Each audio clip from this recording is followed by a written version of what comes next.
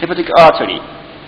We must check the hepatic artery. Evaluation of the hepatic artery is difficult in patients after liver transplantation because the patients are the abdomen is covered by dressing and the patient is not cooperative, sometimes tachypneic, tachycardic, and everything is against a good ultrasonography evaluation. But you must spend adequate time for evaluation of the major structures, especially hepatic artery. And this is the typical normal waveform of the hepatic artery after transplantation. And we routinely check all of the major indices of Doppler, especially resistive index.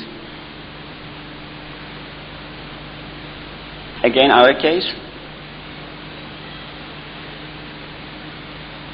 normal hepatic artery. This is incidental finding, double X. The portal vein was like X. And this is a case of, this is right pleural effusion, which is not uncommon.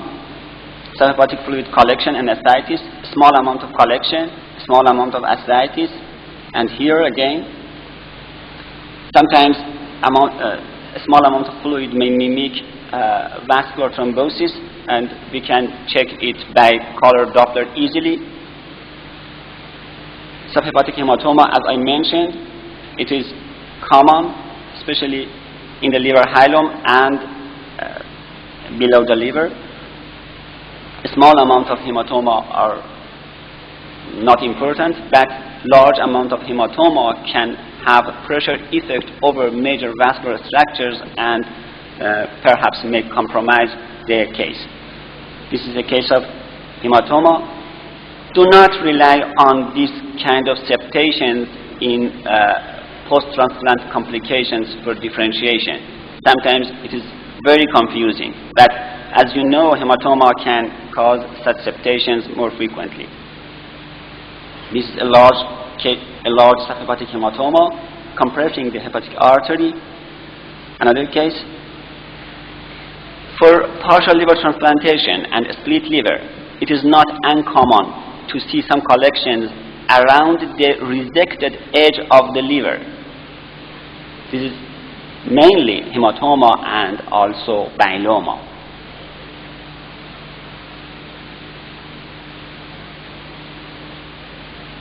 You have seen the case.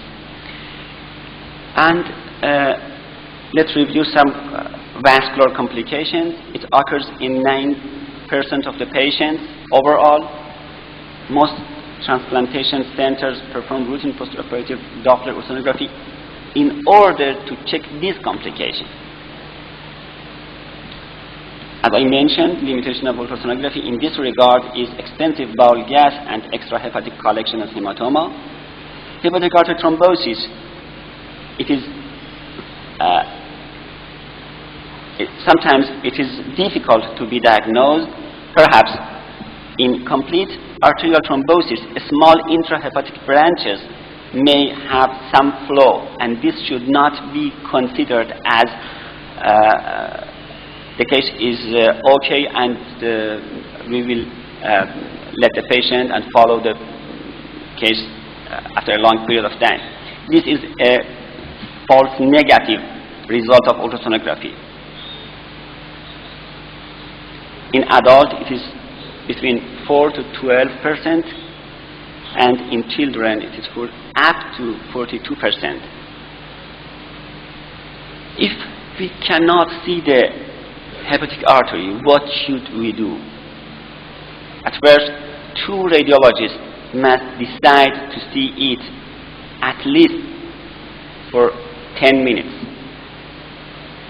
If it is not seen, it is not usually equal to thrombosis in all cases. Sometimes it is only due to inappropriate or unsuitable position of hepatic artery during surgery and have no impact on the outcome. Sometimes we cannot see the hepatic artery, and everything is okay by follow-up studies such as CT angiography or other techniques. If any question regarding the patency of hepatic artery is facing this, we must do other evaluations such as CT or CT angiography.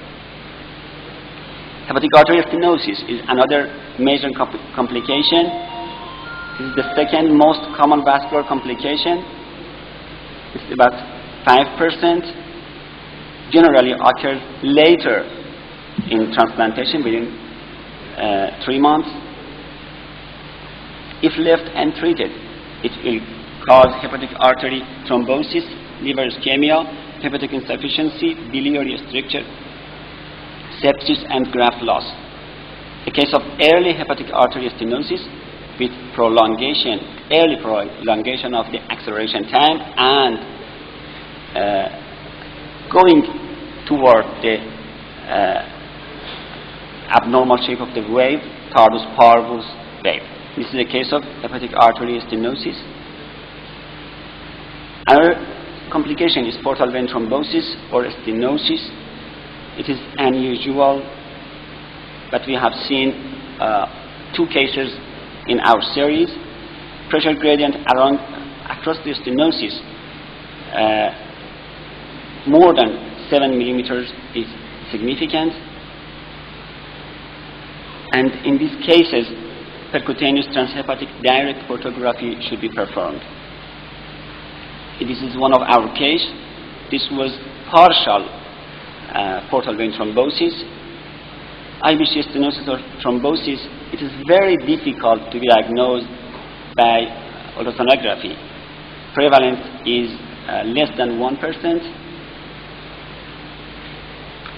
AV fistula and pseudoaneurysm are uncommon, but sometimes related to post-transplant biopsies. Biliary complications, between 6 to 34% has been reported, most of them within 3 months after transplantation. And as you know, some of the biliary complications are related to hepatic artery ischemia, because biliary system takes blood from hepatic artery. They are the second most common cause of liver dysfunction in transplanted patients after rejection. Bile leak, it is not uncommon in split liver transplantation and after biopsy. Bile duct ischemia, I mentioned it before. Biliary dilatation can be seen after transplantation. It is mainly due to anastomosis stricture. This is a case of bile duct dilatation. This was a case of liver ischemia and infarction leading to abscess formation, a large area of abnormal echogenicity and gas formation and fluid collection in this part of the liver. Malignancy, another major complication, hopefully unusual. This is a lymphoma-like syndrome called post-transplantation lymphoproliferative disorder, or PTLD. We have only one case among our cases during the last 3 years. I had no good quality ultrasound image, and I have put this CT image, thickening of the wall of the stomach. Rejection is very important, but cannot be labeled by only ultrasonography. This has non-specific ultrasonography findings. You can find too many papers regarding ultrasound evaluation of post-transplantation liver rejection, but overall there is no general consensus. Some important things are increased echogenicity, prolonged acceleration time, and resistive index less than 50%. This is a case of late rejection with a small echogenic liver. This case was operated 3 years ago in our hospital, and after 3 years, the patient came back again with late rejection. This was an interesting case. Liver was normal yesterday, and when today I looked at the liver, there was nothing. This was due to extensive subcutaneous gas and subcutaneous emphysema obscuring the window for liver evaluation. Sometimes we need ultrasound-guided interventions, for example, FNA or biopsy before transplantation, biopsy after transplantation. Some departments in the world are routinely performing one biopsy after transplantation. Drainage procedures for evaluation, for draining collections and hematomas and myeloma. Sometimes we need to do TIPS before transplantation, or nowadays it is called DIPS. As you know, there is a technique which is called direct intrahepatic photosystemic shunt, which can be directed by ultrasonography and angiography, or both, and also by CT and angiography, both. Nowadays it's going to be more popular.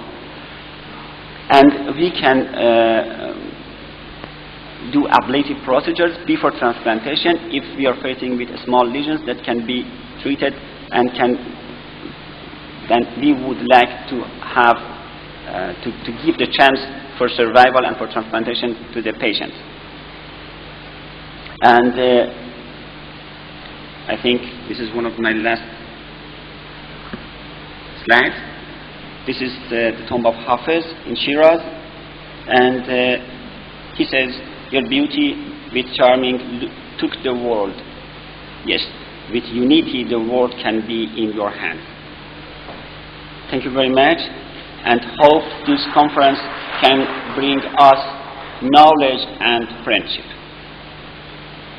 Thank you, Dr. Habib.